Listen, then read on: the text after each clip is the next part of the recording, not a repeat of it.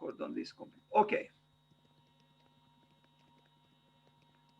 So today is the birthday of Owen Jones, a Victorian architect, who was very famous and still is for his creation of what is called, or what he called, the Grammar of Ornament. This was the man. He was an architect, and I will read a few things about him. Owen Jones, as you see, born February 15th in 1809, and he died in 1874. Was an English-born Welsh architect, a versatile architect and designer. He was also one of the most influential design theorists of the 19th century.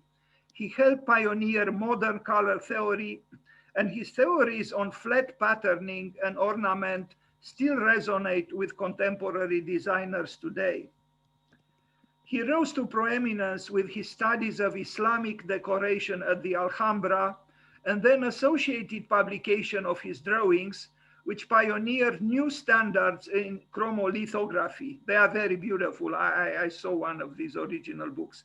Jones was a pivotal figure in the formation of the South Kensington Museum, later to become the Victoria and Albert Museum, a quintessential museum in London, through his close association with Henry Cole, the museum's first director, and another key figure in the 19th century design reform. Jones was also responsible for the interior decoration and layout of exhibits for the Great Exhibition Building of 1851 and for its later incarnation at Sydenham. Jones advised on the foundation collections of the South Kensington Museum and formulated decorative arts principles which became teaching frameworks for the Government School of Design, then at Marlborough House. These design propositions also formed the basis for his seminal publication, The Grammar of Ornament, the global and historical design source book, for which Jones is perhaps best known. I would say that perhaps this Grammar of Ornament is some kind of a dichotomical force in relationship with a book by Ernest Neufert. In fact, it would be interesting actually to bring the two books together and to have them both, so to speak, on the desk at the time when doing architecture, because they need each other. Ornament in itself is not sufficient, of course, but nor the standards imposed functionally standards of Neufert. So I do think, yes, and I will make a recommendation at the university here to study both the book by Ernest Neufert and the book by Owen Jones, meaning The Grammar of Ornament. Jones believed in the search for a modern style unique to the 19th century, radically different from the prevailing aesthetics of neoclassicism and the Gothic revival. He looked towards the Islamic world for much of this inspiration, using his studies of Islamic decoration at the Alhambra to develop theories on flat patterning, geometry, and abstraction in ornament. And now I will show some images from Alhambra in Granada in Spain. But it would be insufficient actually to talk just about the ornaments, because Alhambra has more than just beautiful ornaments. What impressed me the most actually at Alhambra were the gardens and the unbelievable sensitivity and sophistication of the Arab or Muslim designers in handling very thin pieces of water. Running water is like, I don't know if I can do justice to the wonderment I had in those gardens. In fact, I filmed them for a few hours. I was so seduced by the sensitivity through which these designers, very skilled and sensitive designers, designed. I mean, the water, the understanding of the water was different from anything else I saw. And I think it has to do with the Arab culture. This was not typical of Europeans. It was a different sensitivity. But back to the ornaments. Again, Alhambra is more than ornaments. but the ornaments are important. Now, you could very well wonder from our position of materialist, pragmatist, mercantile, beings on this earth, what would make people spend so much time, creating these elaborate, time-consuming, complicated patterns? Well, the answer is not complicated. It was a quest for beauty. And also some kind of a relationship between their own faith and a certain level of abstraction, which didn't ignore nature. But at bottom, what was present and we do not have was vita contemplativa, the contemplative life. Because to make something like this, you need to be sustained, to be supported, to be encouraged, to do something that seems useless, because like the tail of the peacock, it is useless. No, I mean, what is the function of this? It has no function except it is an expression of a desire for beauty. Let's use this simple word, and I don't know if there is a need for any other word. Look here, what made these people spend so much time and effort and resources to create this so-called complicated architecture, which is very beautiful. These stalactites and stalagmites built by man. Again, it is a quest for beauty and a quest for legitimizing one's life through honoring vita contemplativa, the contemplative life. Why is it that contemporary man doesn't have time for something like this? Because we shortened we only work 5 days a week. Some people even work less. We have vacuum cleaners. We have all kinds of things to make our life easy. And still we claim we have no time to contemplate and to forget about building something like this. I mean, can you imagine this was done by human hands? This was not 3D printing. Can you imagine the labor? This is a very minute work. The coordination of all these parts to come together. I find it amazing, and it is amazing. But these are just small little fragments from Alhambra. I'll show also. I'll make a presentation on Islamic architecture, and of course, it's not just the Islamic architecture that is great in the world, but it has greatness itself as well. One thing is for sure: you cannot separate ornament from structure in the Islamic architecture. And look here. I mean, they didn't have computers, they didn't have parametrics, they didn't have scripting and programming. How did they do this? Look at this. How did they do this? They were human like us. About the pyramids in Egypt, some of us think that they were built by extraterrestrials. This was built by extraterrestrials too? No, it was built by human beings. But human beings, just like us, who understood that they worked perhaps for God. No, to make this effort, it was a longing for God. It was a longing for the beyond. If we would have a similar conception today, we could do also unbelievable things, because our means are much more complex and sophisticated. We could do, and here and there, we do very interesting things. But if I compare even the best achievements of the present, somehow my heart goes for this, because this was done with, just look at it, to coordinate through geometry, through, manuality, such complexity is almost surreal. Look this, and can you remove the ornament? It's impossible, because the ornament is an intrinsic part of the building. They were magicians. This is the truth. And in comparison with them, we are primitives. I consider myself a primitive in comparison with these architects.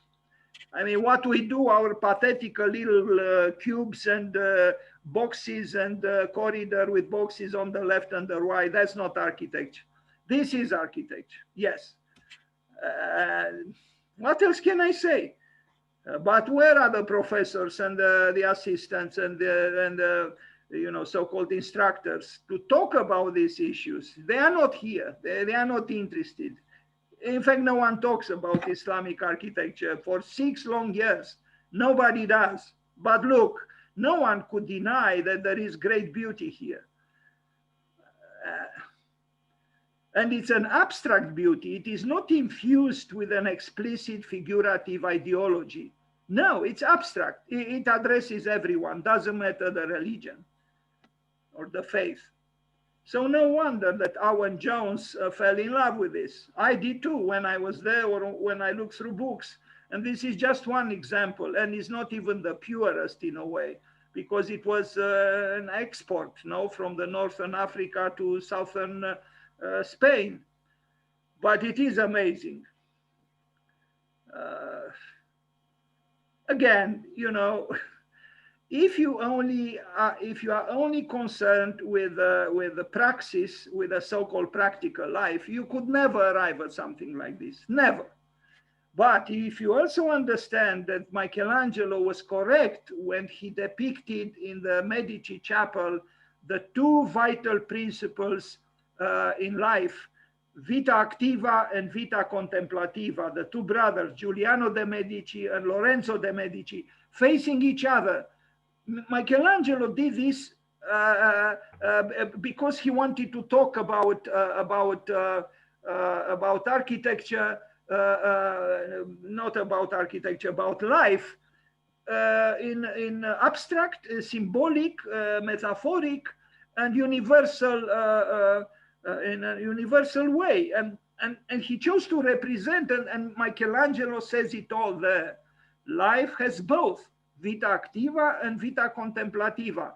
The warrior, Giuliano de' Medici, and the poet, the scholar, Lorenzo de' Medici, and they face each other. But do we listen to Michelangelo? Of course not. So we totally eliminated, banished Lorenzo de' Medici. In other words, philosophy, meditation, contemplation, poetry. But these great Arabs or Muslims or both, they had great scientists. The Arabs had great scientists and great scholars and great philosophers. We don't talk too much about them, but in my quest for searching for, you know, important birthdays and so on, I come across names all the time. They had great people, very interested in mathematics. They had great discoveries. I mean, to do something like this, you know, you need unbelievable geometers. I mean, you need people to be able to put these things together theoretically and practically. And they did. And they erected a building, and not just one, but many. So anyway, we move forward with Alhambra because today we talk. I mean, again, you know, you could say that the ornaments at the bottom are a little bit naive or too explicit or simplistic. Yeah, it's possible. But look, as you move forward, and it's not an accident, actually, the building as it ascended, it became more and more complex because you came, in a way, closer to God. I mean, they were very sophisticated and great artists, great craftsmen, great designers, great architects. And what do we do by comparison? Really, we are pathetic. I am very critical of my own time because I don't think we can achieve this kind of greatness if we keep ignoring vita contemplativa and talking in a more, you know, targeted way, if you want, God himself. Anyway. It's beauty. It's about beauty. That's what it is.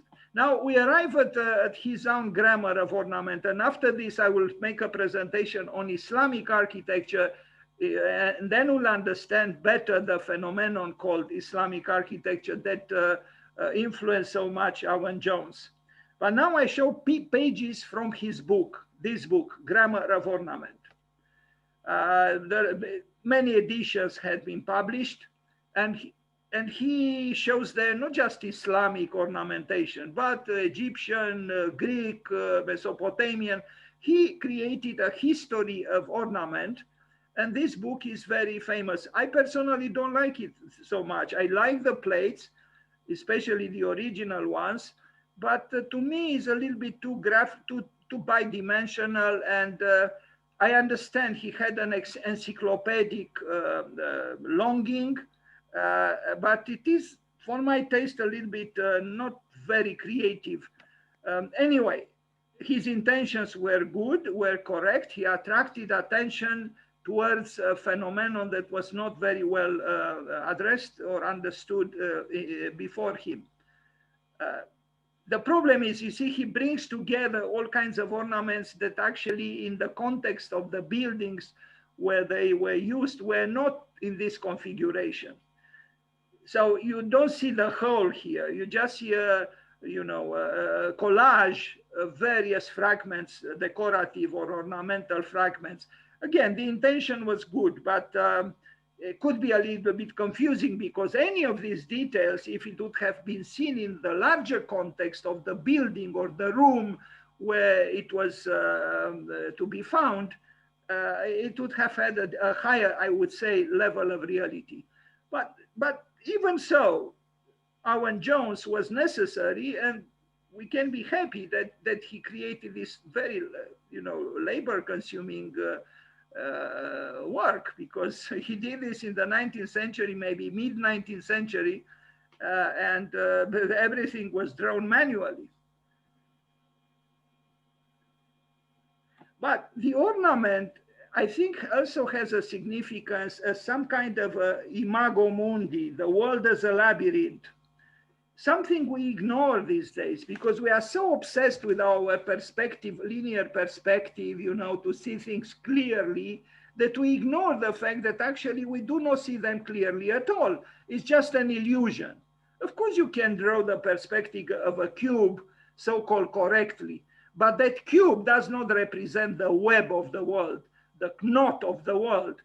These people knew more about the world than we do, because we simplified so much in our madden quest for having more so-called free time to lose, actually. Anyway, one thing is for sure, and Owen Jones was convinced himself, and he tried to convince others. Structure needs ornament. Ornament existed from the beginning of the world. I mean, man's world. The humans on earth manifested themselves, in fact, sometimes first with the ornament. And this can be seen in certain caves, very, very old caves, where there are ornamental designs on the walls of the caves. There is also something else, and I think this is very important. And I come back to Gottfried Semper, the great the German theoretician and architect from the 19th century. His theory actually is that, I know it sounds illogical and misleading, but he somehow infers that ornament came before structure, and I will explain why. It's a longer discussion, but I hope I can, in a few words, explain why. He asked himself, how was the first building built? The primeval hut. And his theory was that some hunters and fishermen returned from work, and they gathered around the fire, and they didn't yet have a home. There was no house built. And they understood that that fire is essential to their surviving. So they understood they had to protect it. But they didn't have tools to cut down trees and build the structure of a hut or a building. But they had their own hands, and there were bushes around and other forms of vegetation. So they began to remove some of these, plants, leaves, branches of whatever they found around himself, and they began to weave them. Yes, to weave them. This is extremely important, because Semper says that the first architectonic gesture was weaving. And in the act of weaving, just like Adolf Loos had the intuition that the Slovak peasant woman, when she weaves a sweater, she gets lost in her thoughts there and in her contemplation, and he introduces some ornaments there. The same happened with these people, because when you weave, it's a very different kind of bringing something into being than working with poles, meaning columns and beams.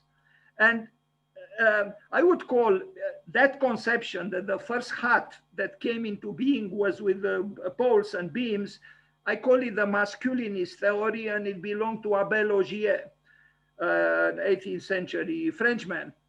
But Zemper, I think, was more subtle, and because he thought, and I think he was right, of course we have no way to verify, but you know, you cannot build a house by cutting down huge trees when you have no tools.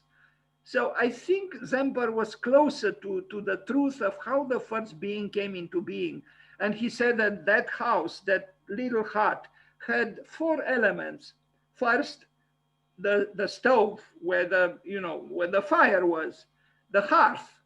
Then it was the first architectonic gesture, which was the enclosure, the textile work built through weaving. Then the platform on which the hearth was to be fire, and then in the end the carpenter's work, the roof. But the idea, maybe I didn't read enough of Zemper, but he does infer that somehow the ornament preceded the structure. And I know it sounds strange, but even in the case of a tree, or, you know, we see the trunk, but that trunk came into being from a seed, no? And that seed generating, maybe the leaf is closer to the origin of the tree than the trunk itself. So it's also, it's difficult. We are on a moving ground here. You know, which came first, the hen or the egg? Well, it's hard to tell. It's impossible, actually. It's kind of a mystery. But one thing is for sure: the ornament was present from the very beginning of history in the human life, and to ignore it means to ignore a lot. I mean, you know, some people might find certain things beautiful, other things less beautiful, but the ornament was always present, always. It was never in the world just structure, never. I mean, in the Arab world, you had textiles, no? You had rugs, you had tents, which used textiles, you know, which were very adorned. Even now, some of those tents are very, very beautiful, because they are adorned. Even the Slovak peasant woman, when she crochets, when she embroiders, when she weaves or makes a sweater, very rarely she doesn't introduce some ornaments. It comes natural to her to introduce some accidents, a new color, and maybe a shape, maybe a letter or something. And whatever Mr. Loos would have said, this was genuinely present in the human psyche, in the human imagination. He calls those who ornamented themselves or the world criminals. Criminals who, instead of killing, they so-called killed the white world by embellishing it with some ornaments, or with like those people who tattoo themselves, or the graffitis. But he was wrong, Mr. Loos, because right now in Vienna, there are many centers for tattooing. And he claims that the more a society is civilized, less ornament it has. No more tattoos, no more graffitis, and no more ornaments. It's simply not true. New York City is filled with graffitis. And in Vienna, I saw several tattooing shops, and I saw plenty of people with tattoos on themselves. many soccer players are fully tattooed, and they are extremely rich, and so on. So would you say they were all criminals? No, that's not about it. But there is a relationship, and this is really a vast and complicated subject. What made laws think that there is a relationship between crime and ornament? Maybe he meant, maybe, I don't know, it's a speculation, but maybe he meant that when you lose yourself in contemplation, you lower yourself within your psyches at lower and lower levels. So you are approaching your own darkness in a way. Because vita contemplativa, from the point of view of the pragmatist, represents in a way some kind of a dangerous removal of yourself from the daily concerns. And yes, there are some dangers there, but look what dangers, what these so-called dangers generate. And there is a connection, like even the poet, a Romanian poet, an important poet, Nikita Stănescu, said, darkening darkness, thus the gates of light. And so, but I cannot claim in any way that I solved anything. I'm just asking some questions, and I will reflect myself on them. What made laws think that there is a relationship between crime and ornament? This is a formulation that comes from a man, in my opinion, who refuses to acknowledge his own criminal side or darker side. And this was proven not much later, actually, when he was sentenced, in fact, in court, because he was a child molester. He abused children, girls, 8 years old, so he was the so-called civilized, sophisticated, urban Viennese man, condemning the ornament, but not condemning himself for reprobable actions. He was a great architect, and it's not here the place to actually, accuse him, but I'm just trying to reflect on his claim that there is a connection between crime and ornament. In a way, by banishing the ornament, we did commit a crime, actually. So maybe a different book or article or essay should be written called Structure and Ornament. Because structure, when it is abusively used in the absence of the ornament, it leads at other horrors. And we should be careful about the supremacy of the structuralist, the obsession with reason, with the greed. There is terrorism there.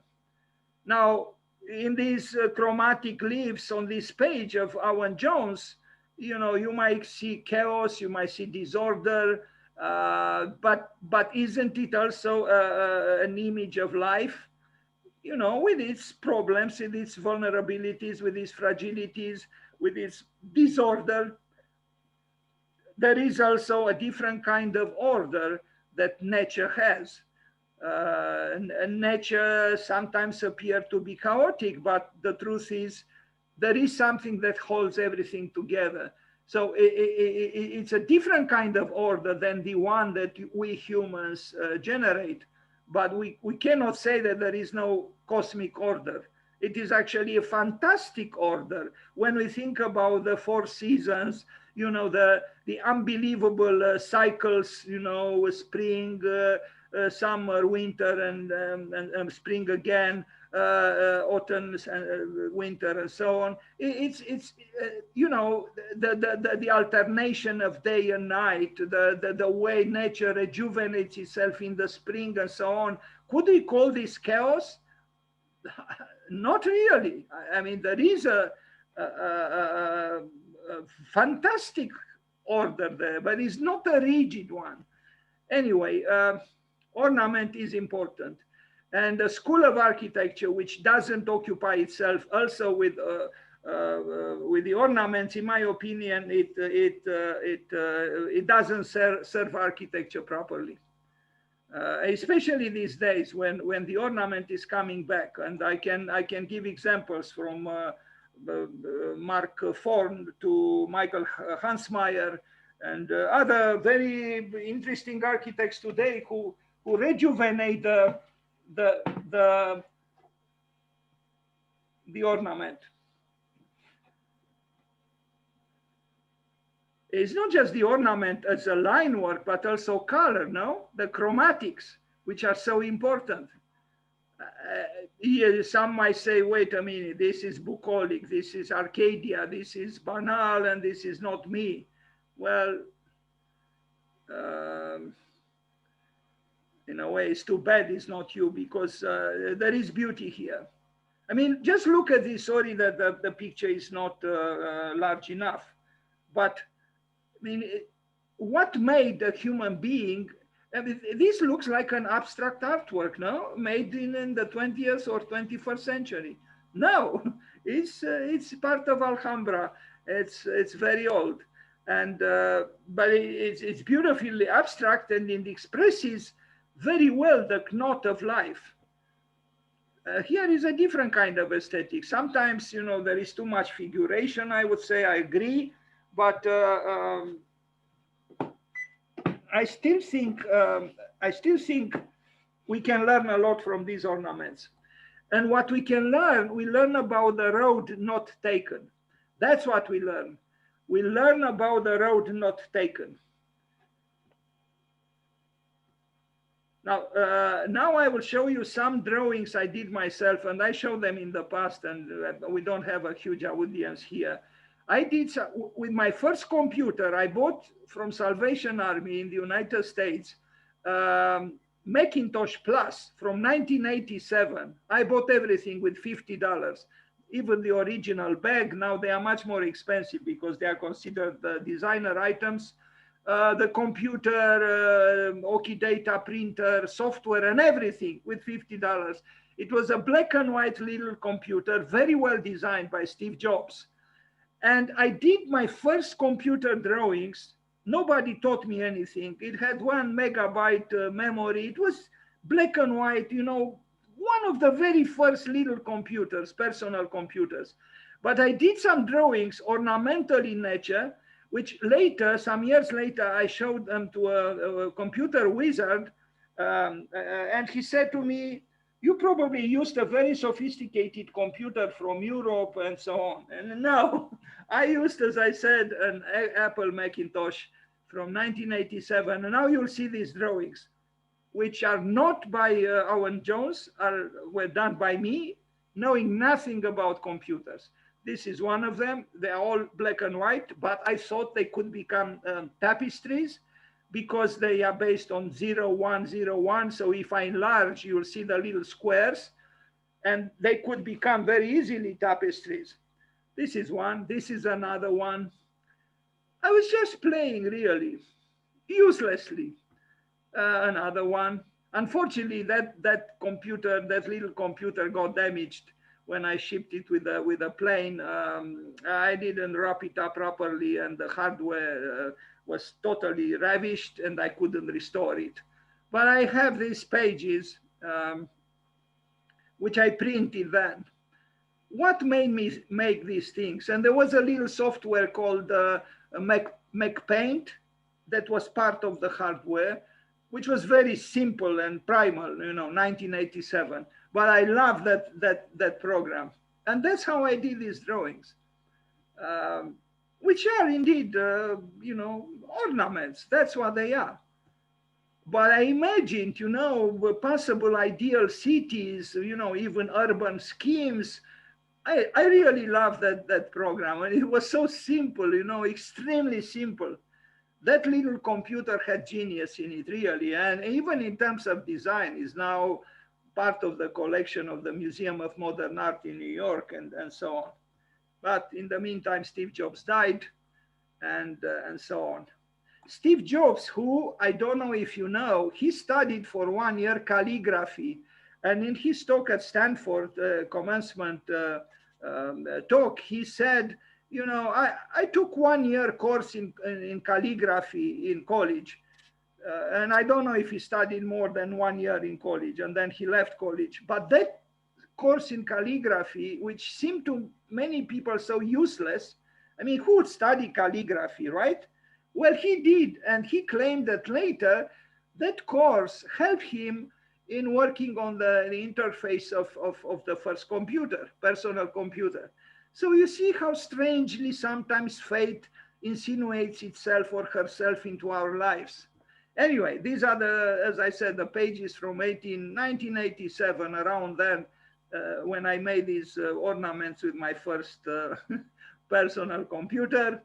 Um, and I am honest with you. I'm not ashamed of them. I still like them, and I still now. Of course, I have a personal relationship with them, but I'm still kind of happy with them.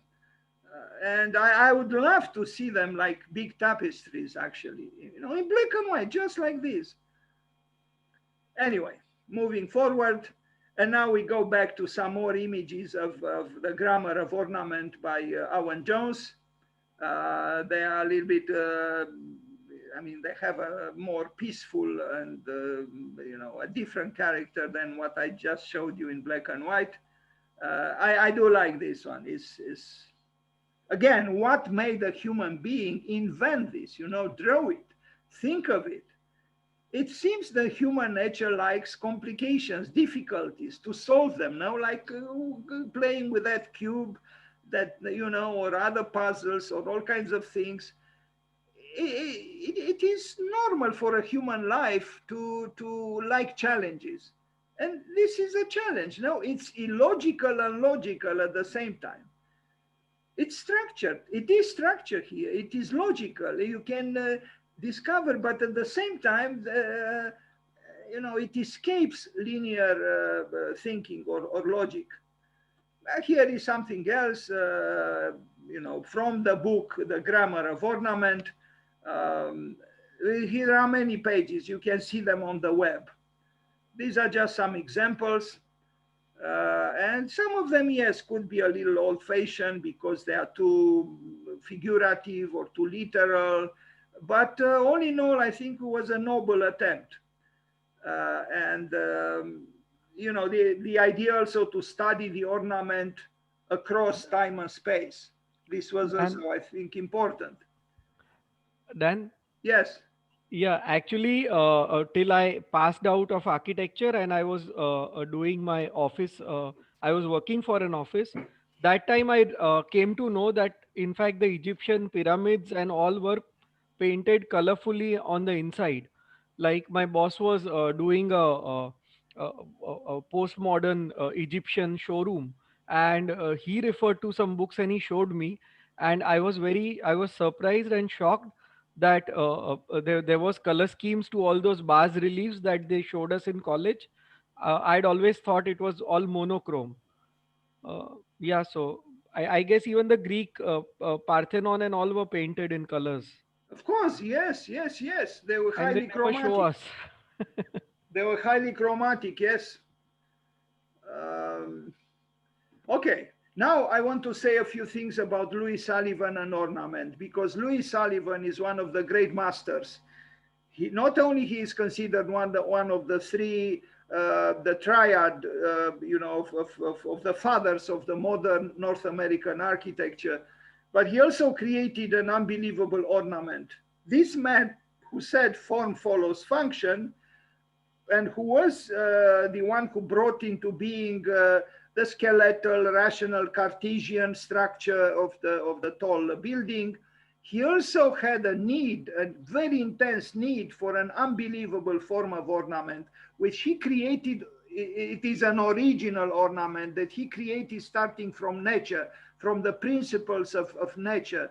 And, you know, they are germinations, they are graphic seeds that develop, grow towards becoming ornaments. I have the facsimile book, I mean, copy of the book, and there are splendid drawings that this man, Louis Sullivan, did. Uh, I'll just show some examples of his ornamental designs. Again, what would make a man imagine such things? You know, but they're just like the tail of the peacock, you know, which is useless but beautiful. it might be that John Ruskin was right. After all, what makes a poet write a poem? Well, yes, I know there are socially engaged poems and great poems. There are philosophical poems. There are all kinds of poems in the world. But there are also many poems that are born without a specific theme. They just are celebrations of thinking, of feeling, of life, of the rain, of love. And nobody asks the poet to write a poem, really. Nobody. In fact, I don't know if you know of Joseph Brodsky, the great Russian poet, who was at one point the youngest poet who received the Nobel Prize in poetry. He had troubles with the police in Russia when he was still, I mean, Soviet Union, and because he was a parasite, he didn't work. I mean, the man was just reading and writing poetry, and he was considered a parasite. So there was he was called to court, and he was asked, who asked you to write poetry? Who gave you the permission to write poetry? Did you study poetry in school? He said no. Did anybody? I mean, who is asking you to become a poet or to write poetry? He said, I didn't know. It was someone to ask me. I thought it came from God, and of course, it came from God. It comes from God. Yes, this quest for beauty comes from God. Comes from above. I don't know. We call it or him or her God, but we don't know. But it is part of human life, and I think is probably the noblest part. When you write a poem, when you compose a sonata, when you carve a sculpture, when you paint a painting, when you build a building, it's also about an expression of your wonderment, like childlike being vis-a-vis the world. And I mean, don't think this is too complicated to understand. And this is what made Sullivan otherwise quite capable to conceptualize, and not more than just conceptualize, but build the rational structure of the tall tower, to also engage in these so-called useless ornaments. Look at this. Why did he do it? But I am sure he had great joy in doing it. And as I had joy when I did those, exercises with my first little computer. It's immensely important that we bring back joy in our work. And that joy very often, if not always, is connected with uselessness. Like someone, let's say you are attending a boring conference and you have a notes book and you have to take notes, right? Like in a course at the university. But because the course is boring and the professor is boring, you turn to the last page of your notes book, and what do? You scribble, right? You do doodles. Those doodles represent your frustration. It's a venting of your other side. Now, those doodles are extremely important because they are expressions of your psyche, of your soul, of your imagination. And ornaments are doing that. It's very therapeutic to create an ornament, to let yourself do something which doesn't have at all an explicit use or function. I do think life needs playing. At bottom is about this, is about playing. Yes, to play. And it's not an accident that, and I mentioned this before and I'll mention it again. Nietzsche thought that the human life has three stages or three phases. At first, you are a camel. You have to cover your back with a lot of weight. It's like a student who learns a lot. So the camel can carry a lot of luggage, a lot of weight, but at one moment gets sick of it. It doesn't want any longer any weight on its back. So the camel wants to become a lion, to have power, not a slave any longer, but the king of the jungle or the forest. So the second stage is where the camel becomes a lion or a lioness. And the lion has power. The lioness has power, a lot of power. But after a while, the lion or the lioness get tired of power too. And so then Nietzsche said the lion or the lioness have to become a child, because it is the child who is creative, who loses himself in playing. And it's about that child who, in his contemplation, in the seriousness of his play, he becomes very creative and has joy, creative joy. So I think the ornament is the one which is not just the ornament, of course, it needs also the structure, but the ornament it is really a possibility for us, at least in the visual field, to express. I mean, even a poet creates ornament sometimes through the handling of the language in a certain way. It's the ornament is always part of any creation, in music, in literature, in architecture. It has to be. Otherwise, structure by itself is not enough. And that's why the quintessential dual man, Louis Sullivan, did both structure and ornament. Look here in the corner of this great tower. I hope I come back to it because it culminates with a, almost like a built tree here at the cornice. I hope I have another image here. But all these ornaments are by Louis Sullivan. And you could very well say, why did he do it? This is terracotta. Well, why did he do it? Why did God create so many apparently unexplainable things? The beauty of the wings of the butterfly.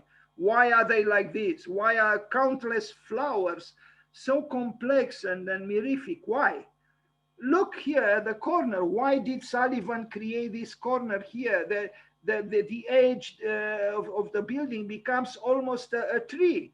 Why did he do it? Because he loved nature, because he loved the mystery of the cosmos, because he loved life, because he loved truth, because there is truth here. It's not just aesthetics. The structuralist is actually not uttering that truth by resuming itself or himself to structure and functionalism. That's not the whole of life. Because if it was the whole of life, then Michelangelo would not have depicted the two brothers. He would have been happy just with Giuliano de' Medici, with Vita Activa, and he would have neglected Vita Contemplativa. That is the poet and the philosopher and the thinker. Lorenzo de' Medici. Anyway, this is still Sullivan. Look at this. Why did Sullivan make this? I mean, still, he was a modern man. He was a modern architect. He's one of the three fathers of modernity in architecture in the United States. Very important presence in the development of modern architecture. But why did he make this? Well, what I see here, as I mentioned at other times, is the difficulty of uniting two entities, in this case, the column and the beam, with an intermediate entity that expresses that very, very difficult conjunction that is to take place between two entities which are so very different. It's exactly the same in human relationships. Let's say a man and a woman. Well, like Rilke said, Rainer Maria Rilke, a great poet, maybe the greatest, I don't know exactly the words, but the idea, if I understood it correctly, was that the most difficult thing is to actually create peace or harmony or understanding between a man and a woman, and here we could paraphrase and say the most difficult thing and the challenge of architecture is to make a column and a beam negotiate in harmonious terms and come to understanding. That's why this difficult intermediate part, which also the Greeks used in any kind of other society except ours, because we ignore the subtleties of the joint, the adoration of the joint, to use the words of Kenneth Frampton when he talked about Carlos Scarpa. Whatever he said. So this was done with terracotta. I'll read a few things. I don't know if I should read. Terracotta is lighter and easier to work with than stone masonry. Sullivan used it in his architecture because it had a malleability that was appropriate for this his ornament. Probably the most famous example is the wreathing green ironwork that covers the entrance canopies of the Carson Piers Scott store on South State Street in Chicago. These ornaments, often executed by the talented young draftsmen in Sullivan's employ, would eventually become Sullivan's trademark. To students of architecture, they are his instantly recognizable signature. And you'll see now some of them. You saw this one. Look at this. The world as a labyrinth. Why did he do it? You know, why did God complicate himself with so many unbelievable designs in nature? That's why, because the human being tries to, you know, be challenged by the divine the example and doesn't want his work to be more simplistic than what God or the divine did. Look at this, Sullivan. Sullivan, the modern man, the man who said form follows function. What is the function of this form? This would be a question. It's not so complicated, the answer. Form is necessary. Beauty is necessary. Beauty has a function. The dry, frigid functionalist doesn't understand this, that we cannot breathe without function, without beauty. We cannot breathe. And in my opinion, beauty is more important than the refrigerator or the parking lot. Because without beauty, architecture does not become architecture. It remains at the banal, prosaic level of building, but it never becomes architecture. No refrigerator in the world or parking lot, doesn't matter how sublimely resolved, will make a mere building become architecture. No, it is beauty and beauty alone. Okay, and now I can show you a presentation on Islamic architecture, because those people who inspired Owen Jones had all the reasons to inspire Owen Jones, and you'll see why. There is great architecture there. Islamic architecture. I'll go quickly because it's a rich material and I would like to show other things, but nevertheless, it's an attempt to connect with Owen Jones because it's his birthday and to look at the roots of what inspired him. Isfahan, look at this roof and compare it with our ridiculous, stupid, flat, roofings that we do to our buildings, which has no character, which do not connect in any way with the above, which do not represent any kind of concern with beauty, none whatsoever. So by comparison, we are at level of primitiveness in the worst sense of the word. The interior side view of the main dome of this mosque in Edirne, look at this. Now you tell me, is this architecture or what we do? I believe this is architecture, I'm sorry. This is Alhambra, the lions. The lions are not so impressive, but the buildings are. I just go quickly because there is really a rich material. Abbasid Islamic architecture. Not too many ornaments here, but it's okay. I mean, although there are, you see here, and but all in all is a sensitive ensemble. Pre-Islamic Persia, and by the way, Frank Lloyd Wright, who was not very fond of too many architects or architecture, loved the Persian domes, loved Persian architecture. The blue domes, I mean, look at this. Here we have structure, yes, but yes, it is structure, but it's more than structure, I would say, because of its concern with light. When you allow light to break your building, it's already some kind of an ornamental attitude. And you work with light in an ornamental way, so to speak. The Dome of the Rock, Jerusalem, of course, inside the Prophet's Mosque at Medina. Here I show this material was not prepared just about the ornament. It's about Islamic architecture in general. But look here, look at these walls. and the ceilings. It's all ornamental work. Isfahan, these blue domes that Frank Lloyd Wright admires so much. Of course, not everything is sublimely realized, only the most important spaces. But all in all, it shows the Mosque of Rome in Italy. This one is a new work by Paolo Portoghesi.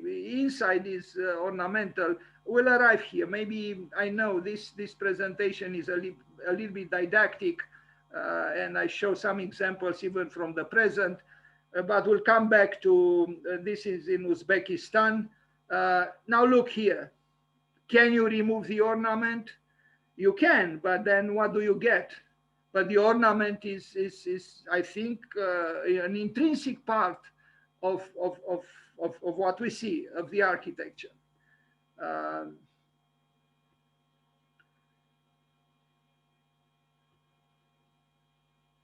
India, Tunisia. Tunisia again. I mean, look at the rugs, maybe not so much at the building, but look at the rugs. And again, it has to do with weaving, no? With weaving, the great mosque in Mali. Even here we have a form of ornamentation, no? Because these things here, at least some of them are not related to structure necessarily. Or if they are, they do not betray the other function, which is the one relating to being an ornament. Again, Tunisia, I don't know what this is, some ruins, Cordoba. Here at the Cathedral of Cordoba, you have a great mosque, which was raped by a cathedral. The Christians, when they won the war with the Muslims, they built a cathedral right in the middle of the mosque. But it's a very interesting building now because of the conjunction between two faiths and two different kind of buildings within the same corpus, the same body of work. Zaragoza, here again, you know, if you would have listened just to your engineering needs, you would not have done this in this way. This is also a concern with beauty, a concern with the ornament.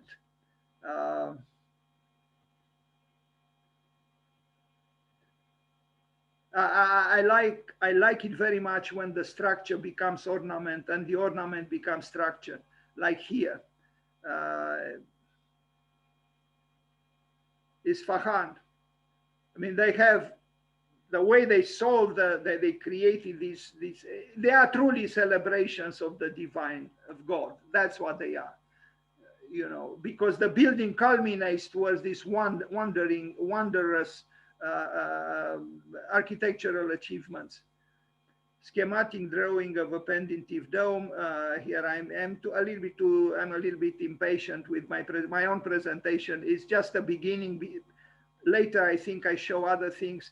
It's too didactic. I wanted to cover very rigorously, but it becomes a little bit too didactic, and I apologize. The central domes of the Hajjiya Sofia.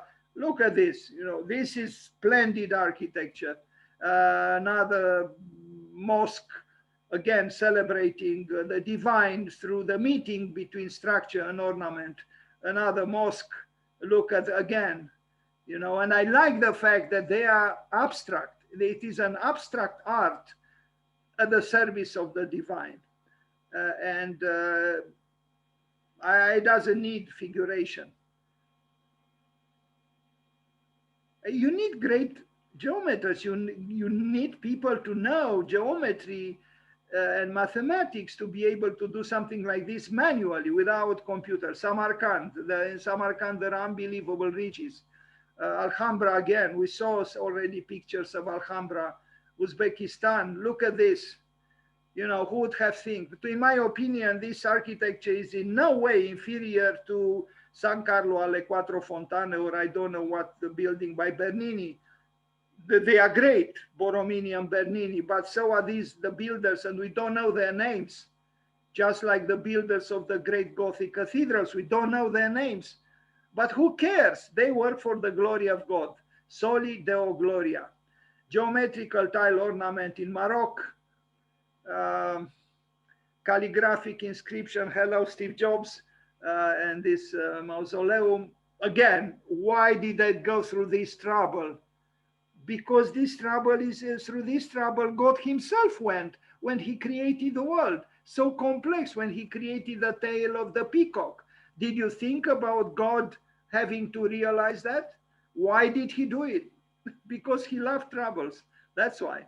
Other calligraphic inscription. Look here, Jesus. How did they do this? Not only that this curve is not part of a sphere, but who coordinated this unbelievable ornamentation? Obviously, they were dreamers. They were great poets. Frank Lloyd Wright was totally right. A great architect is a great poet, period. This we must understand, and this should also the schools of architecture understand. A great architect is a great poet. But unfortunately, the schools of architecture very rarely understand this. It's actually, to me, is unbelievable. Cordoba, Spain, we saw already a picture, sample of modern Islamic architecture. It was not built, or it was, I don't know. Isfahan. Now look here. If I did something like this and I dedicated some years of my life to do something like this, I would have said I earned my life.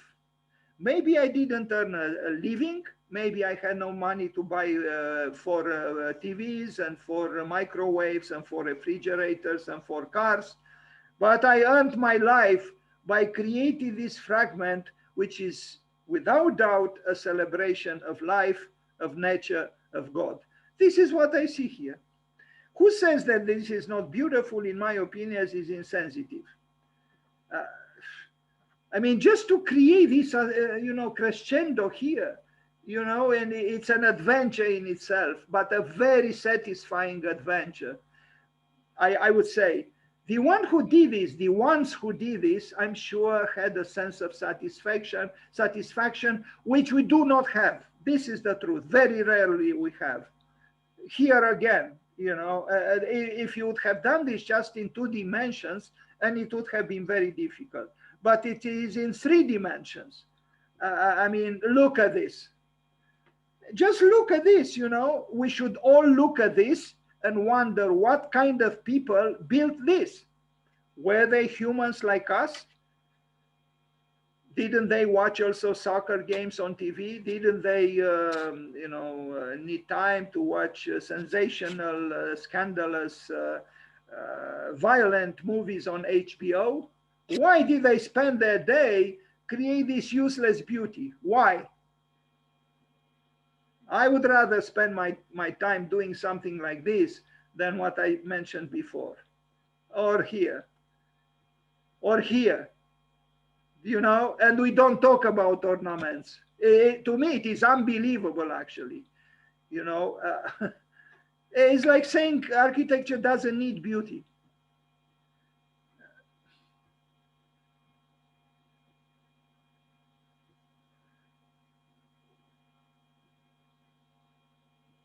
And this was not copied, from the web or from books. This was an original architecture that came into being in time. Of course, it didn't happen, overnight. It didn't happen. This had nothing to do with fashion. This is a great mosque, and I don't know if I have too many ornaments here, but it doesn't matter. It is a great mosque, and it was done by Sinan. The great, in my opinion, the equal of Frank Lloyd Wright in the Ottoman Empire. He also lived like Frank Lloyd Wright, a very long life, over 90, and he also built 1,000 buildings or so. Well, not all of them were built, but so was the case with Frank Lloyd Wright. He didn't build all 1,000 or so that he designed. Anyway, there is greatness in the world still, and there is everywhere, in Asia, in Africa, in Europe, in the United States, in South America, in Central America. There is greatness everywhere, but we have to look for it and appreciate it and discover it. And even more important, I think, is to strive ourselves, to search ourselves for levels of accomplishment similar to these. if somehow it's possible. It has to be possible, otherwise we are losing our lives. We are not earning our lives. Alhambra, because I mentioned it already, but here you see other images that is impressed Owen Jones. Again, what would be these buildings without the ornaments? They would not be the same. No. You see here, the forest of columns is growing towards an architectural foliage that is a transition towards the above, towards God. And that's why things became more and more complicated, so to speak, but still organized and not chaotic. But it recognized the myriad of manifestations that nature displays, and also, you know, if we are to use the other word for nature, as Wright mentioned, God himself. You see in all these buildings, the structures, the buildings become more airy and ornamental and complex and beautiful, actually, as they ascend. And this is also true in Christian buildings, in churches. No, it is the ceiling which makes is that intermediate thing between the earth and the sky. It is there that we achieve our best, in a way, in architecture, and it's the same here, and it is supposed to be so. And look here, this is an image of the cosmos. This has nothing to do with a particular religion. It transcends a particular ideology or religion. It is for all to see and for all to enjoy. This thing in itself is a wonder. What else can we say?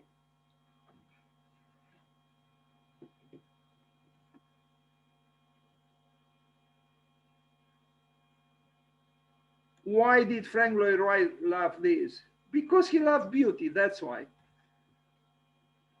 He didn't think of the particulars of the faith. No, beauty doesn't have a specific faith or a specific religion. Beauty is beauty.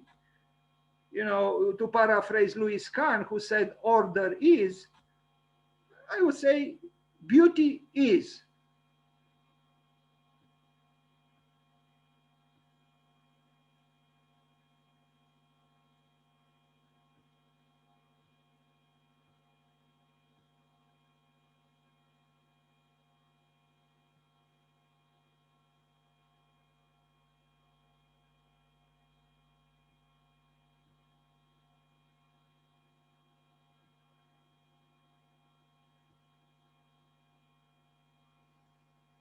These are very ancient cities like Bukhara, and look what they built. The enjoyment of the artist and the worker and the craftsman, all anonymous, they had when they created this, is something that is incomparably more beautiful than what I have when I try to do a project for my time. Because I cannot lose myself like a child in contemplation. No, because we have a different mentality. We forgot to be like the mollusk, as the French philosopher said, not Baudrillard, Gaston Bachelard. He said the mollusk, and this is very interesting, and unfortunately, we should receive a lesson from the mollusk, and not the other way around, the mollusk from us. The mollusk doesn't build her house or its house in order to live in it, but lives in order to build its house. Now, how would our architecture be if we do not build quickly our building in order to move in and have the great opening, so to speak, and instead we live in order to build a building? So the building is the culmination of a biography, of a lived life. And I think this is what it was for these people. Who cares that they died unknown? Who cares that they died in obscurity? You know, they work for God, something we don't do. We work for our little, gratifications, little signatures, signature architecture. These people didn't care about signature architecture. They would have felt diminished to,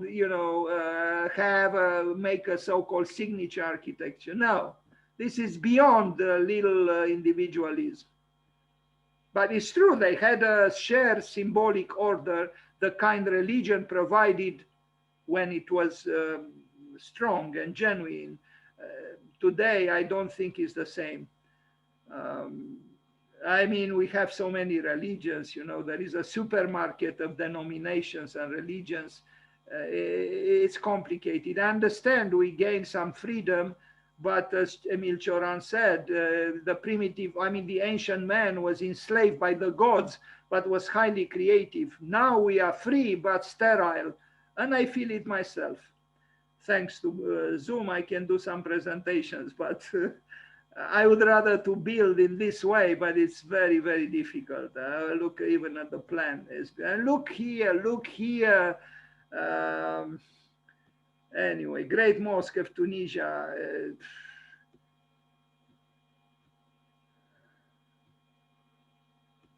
We have seen rugs, the beautiful textiles. Isfahan again. There is great architecture everywhere. I don't think this beauty is just specific to Islam. No, but Islam has it too, and in a very distinctive and noble way. And because it is about Owen Jones' birthday, and he was influenced by Islamic architecture, and I would say not just Alhambra, we do have to notice again the importance that the ornamental world played in the making of these buildings. Sorry, I pressed a button here. I got a little bit too exalted. Anyway, maybe another time we can dedicate more time to Islamic architecture, but we already, I think, saw what fascinated Owen Jones. And it is fascinating indeed. Look here. Look here, just to make an embroidery, a little embroidery, a curtain requires a lot of skill and work and so on. But this is a building, and it's a large building. Can you imagine how these people worked in order to achieve something like this? With simple means. They had no computers, no parametrics, no scripting and programming, nothing. And look what they built. It's true, they had something that we don't have, a very strong faith. And their own individuality didn't mean much for them. But I think it meant something for God. If there is a God somewhere in this world, I think this God saw what these people built. This God also sees what we build. And maybe one day we'll have a chat with him about what we do in the name of pragmatism, mercantilism, efficiency, the refrigerator, Its Majesty the car, and so on. I didn't yet mention the toilet. Yeah, now we have, of course, a toilet designed by Tadao Ando, one designed by So Fujimoto, one designed by Shigeru Ban in a park in Tokyo. But can you compare them? Could you have a sublime toilet, public toilet? I don't think you can. Can you compare the sublime toilet designed by these Pritzker Prize laureates? Well, Su Fujimoto didn't yet get it, but he might. With what we see here? I don't think we can. Because this is about spirit. And you cannot make a spiritual, I'm sorry, I'm very sorry, I'm not against toilets. We need them, we all need them. But a toilet is not a mosque and is not a cathedral. It has a different function. But we are so obsessed with that other function that we forget to honor what should be honored. The mystery of the world, the cosmos, call it God or call it by other names. but shouldn't be forgotten. And it is tragically, sadly forgotten. What is this? Well, I already saw a picture. It's made of earth. And it's a great building, really, with a lot of useless things, beautifully. And, you know, if it is the moon there, I imagine the moon maybe is happy to see this building.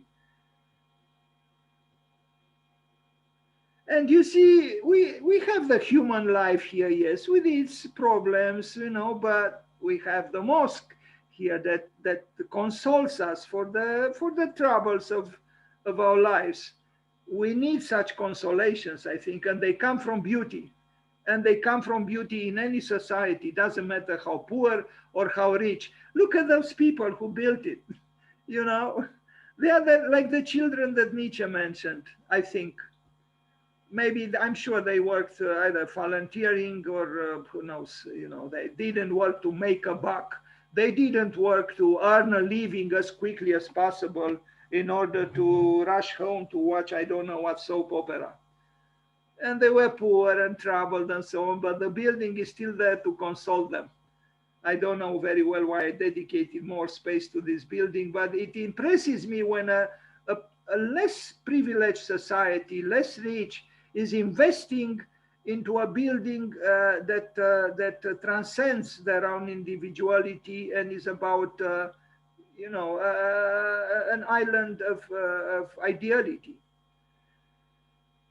Decorative ceramic tiles used in Islamic architecture, and these influenced, this seduced the Victorian architect Owen Jones. We saw already some, we see a few others, and we'll end, but they are magnificent. They are magnificent. And there is color, it's not just geometry, there is color. Enough with the white walls of our white cubes, enough.